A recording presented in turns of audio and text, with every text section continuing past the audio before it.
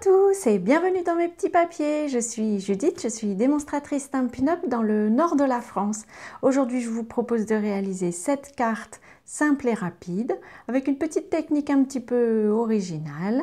J'en ai fait deux versions, dont une qui m'a permis d'identifier un point que je vous signalerai tout à l'heure.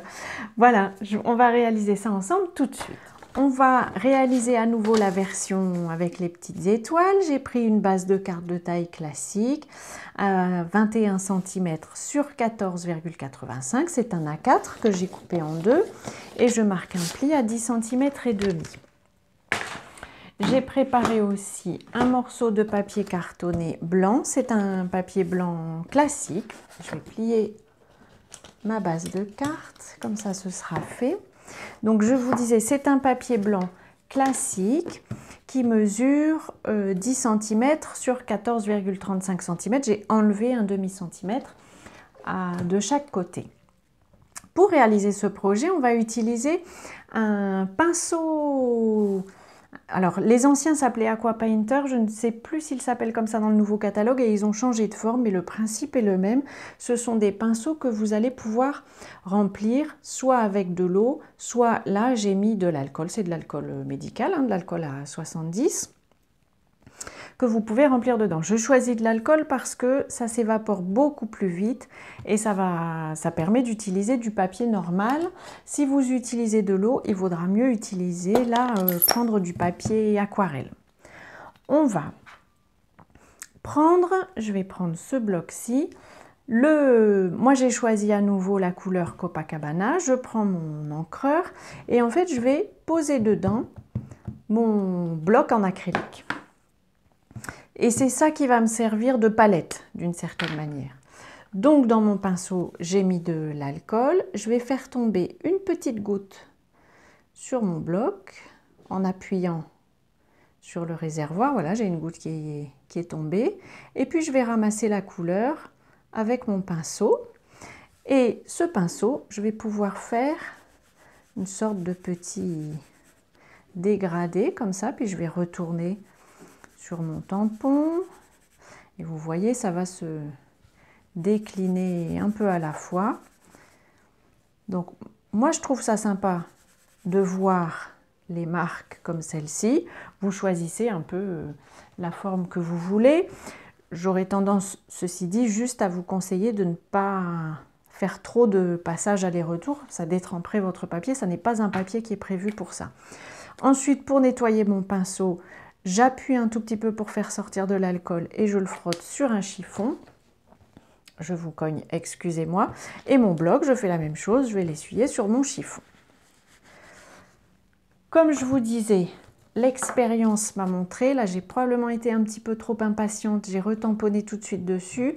Et si l'alcool n'est pas complètement séché, forcément ça détrempe un petit peu l'image. Ceci dit, ça peut être un résultat qu'on cherche, le tout c'est de le décider, on va dire. Du coup, celui-ci, je vais le laisser sécher un petit peu et on va utiliser ensemble un autre que j'ai fait il y a quelques minutes. Ça met pas très longtemps à sécher, mais il faut quand même lui laisser un petit peu de temps et j'espère que celui-ci aura eu tout le temps qu'il lui suffit. On va pouvoir y tamponner nos images. J'ai choisi donc, comme sur mon premier modèle, les petites étoiles qui viennent du set de tampons étoiles scintillantes et j'ai choisi à nouveau le souhait 1000 étincelles de bonheur parce que je trouve ce souhait très sympa et que c'est un souhait qui pourra s'appliquer aussi à Nouvel An. Vous savez que souvent, alors les Anglais et les Américains souhaitent beaucoup plus Noël que Nouvel An, ce qui n'est pas forcément notre cas. Alors je vais tamponner comme sur mon projet le souhait ici en bas à droite et je vais pouvoir l'essuyer et je vais faire la même chose avec mes étoiles dès que je les aurai retrouvées. Voilà, elles sont ici et donc là je vais faire un tamponnage classique et je vais mettre quelques étoiles à l'extérieur et quelques-unes à l'intérieur de l'effet que nous avons fait ensemble. J'aime beaucoup l'effet que ça donne, je ne sais pas ce que vous en pensez. Cette carte-ci, je vais pouvoir la coller sur ma base. Vous voyez, ça passe à travers, donc pensez à protéger aussi votre surface. Ceci dit, comme je vous disais, si vous n'insistez pas trop, normalement ça devrait aller. Je dépose ça au milieu de ma carte. Et puis, comme sur mon prototype, j'ai envie d'y mettre des petits brillants. Là, j'avais mis les brillants faites étincelantes. Cette fois-ci, je vais prendre des bijoux classiques cristal du Rhin. Juste pour changer, ça me fera un élément de comparaison. Et ce sont des cartes que, pourquoi pas, je pourrais utiliser pour les fêtes. Parce que j'en vois beaucoup de cartes à Nouvel An. Allez, et une petite cinquième, si elle veut bien venir avec moi, que je vais mettre ici. Voilà, la copine des deux projets.